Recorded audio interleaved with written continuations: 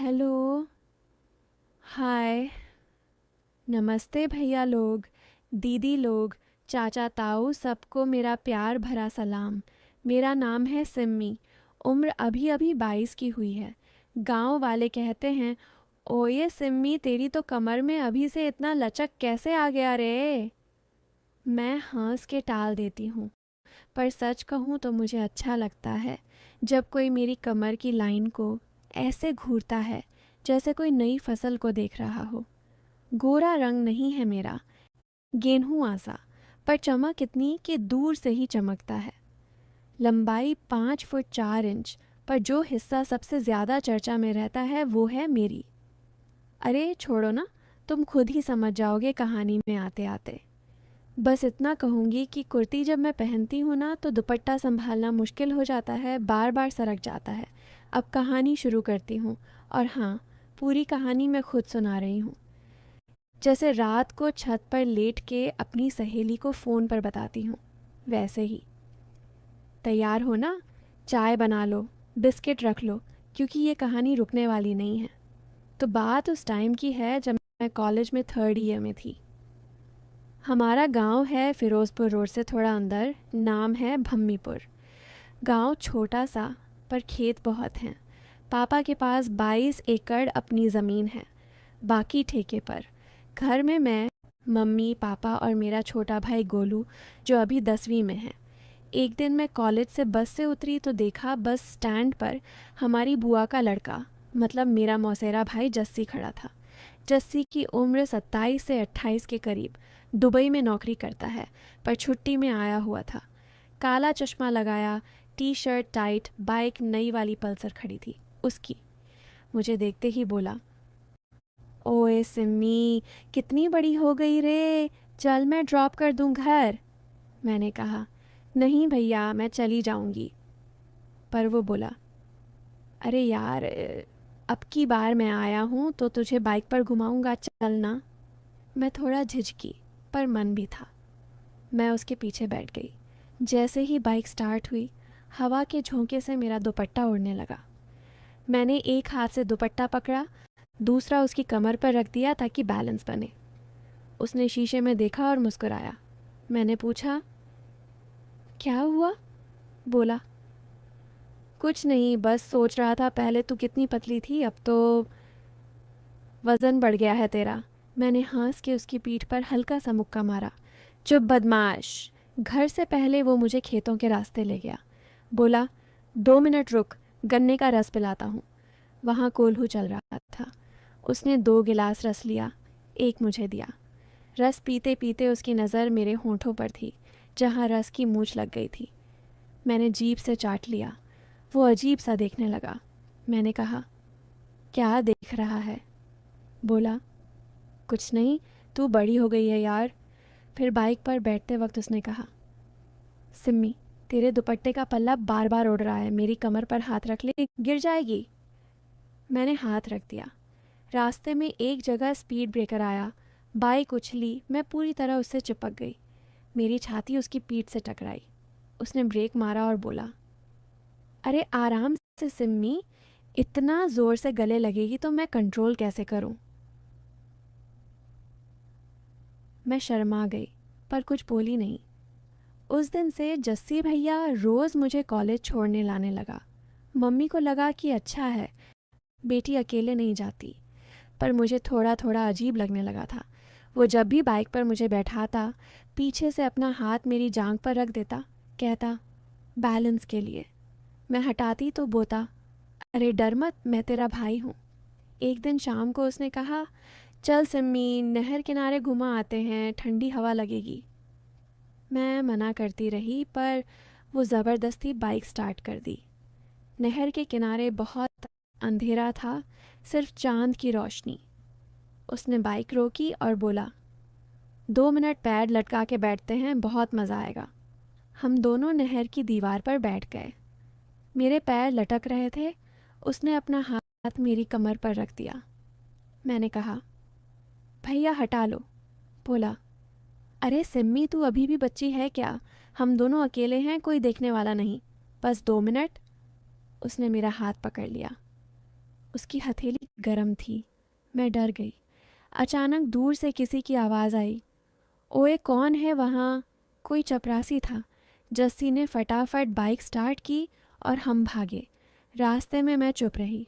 उसने कहा, सिम्मी गुस्सा मत हो, बस मजाक था। उस रात मैं सो नहीं पाई। मन में डर भी था, गुस्सा भी था और कुछ अजीब सा भी। अगले दिन मैंने जस्सी भैया से साफ कह दिया, अब तुम मुझे कॉलेज मत छोड़ना। वो हंसा और बोला, अरे छोटी सी बात पर नाराज़ हो गई, अच्छा सॉरी। पर उसकी आंखों में वो बात नहीं थी। फिर 10-12 दिन बीत गए। जस्सी भैया दुबई वापस चले गए। मैंने राहत की सांस ली। पर कहानी यहाँ ख़त्म नहीं होती। उसके जाने के 1 महीने बाद मेरे फ़ोन पर एक अनजान नंबर से मैसेज आया, हाय सिम्मी, याद है नहर वाली रात? मैंने देखा तो वही जस्सी भैया का दूसरा नंबर था। उसने लिखा, तूने मुझे ब्लॉक कर दिया था ना पुराने नंबर से, इसीलिए नया बनाया, बस तुझे परेशान करने के लिए। मैंने रिप्लाई नहीं किया, पर वो रोज़ मैसेज करने लगा। कभी मेरी फ़ोटो मांगता, कभी कहता, तेरी आवाज़ सुनने को जी चाहता है। एक दिन रात को 2 बजे कॉल आया। मैंने उठाया नहीं। सुबह देखा 28 मिस्ड कॉल। मैं डर गई। पापा को बताने की हिम्मत नहीं हुई। फिर एक दिन कॉलेज में मैं लाइब्रेरी में बैठी थी, फ़ोन पर मैसेज पढ़ रही थी। अचानक किसी ने पीछे से कंधे पर हाथ रखा। मैं चौंकी। पीछे देखा तो जस्सी खड़ा था। बोला, सरप्राइज़। मैंने कहा, तुम यहाँ क्या कर रहे हो? बोला, दुबई की नौकरी छोड़ दी, अब पापा के साथ खेती करूँगा, और हाँ, तुझे रोज़ देखा करूँगा। मेरी तो जान निकल गई। उस दिन के बाद जस्सी हर जगह मेरे पीछे पीछे। कॉलेज के बाहर खड़ा रहता, घर के आसपास बाइक घुमाता।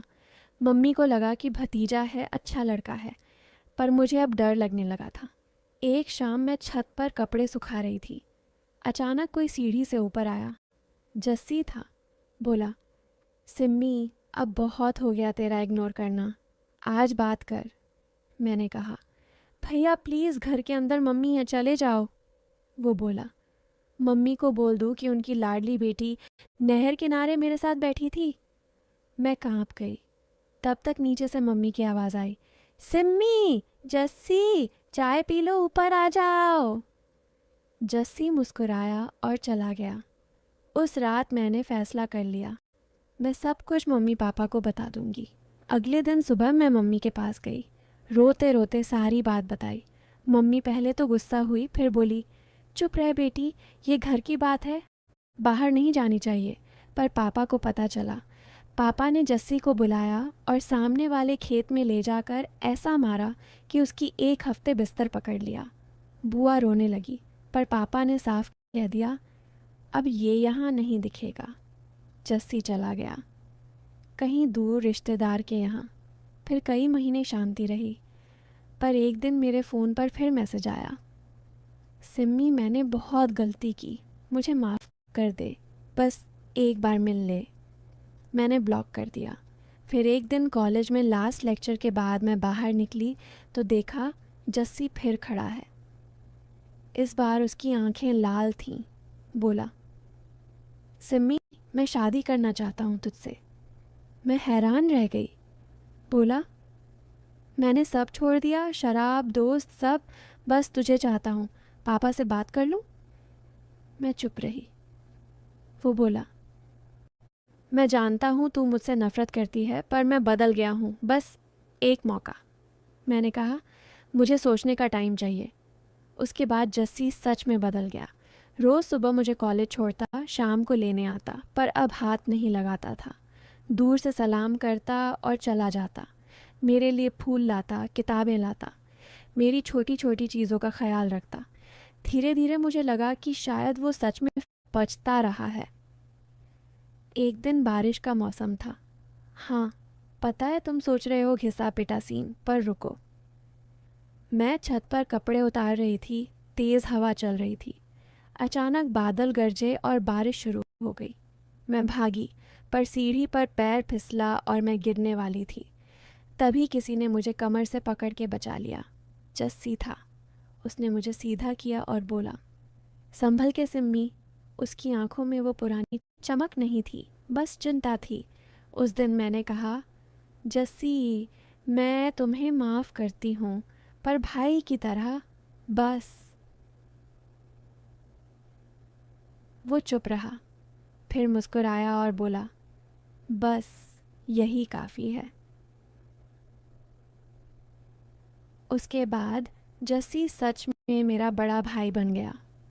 मेरी शादी की बात चल रही है अब किसी और से, और जस्सी सबसे आगे है रिश्ता पक्का करने में। कहते हैं ना, कभी कभी गलत रास्ते पर चलने वाला इंसान भी सही रास्ता ढूंढ लेता है, बस किसी को उसे खींचने की ज़रूरत होती है। तो भैया लोग जो बीच में गंदा सोच रहे थे, अब शर्मा रहे हो ना? और जो शुरू से अच्छा सोच रहे थे, तुम्हारी जीत हुई। बस इतनी सी कहानी थी मेरी। अब सो जाओ, सपने में मत आना जस्सी बन के। हाँ हाँ हाँ, रात हो गई है। Good night.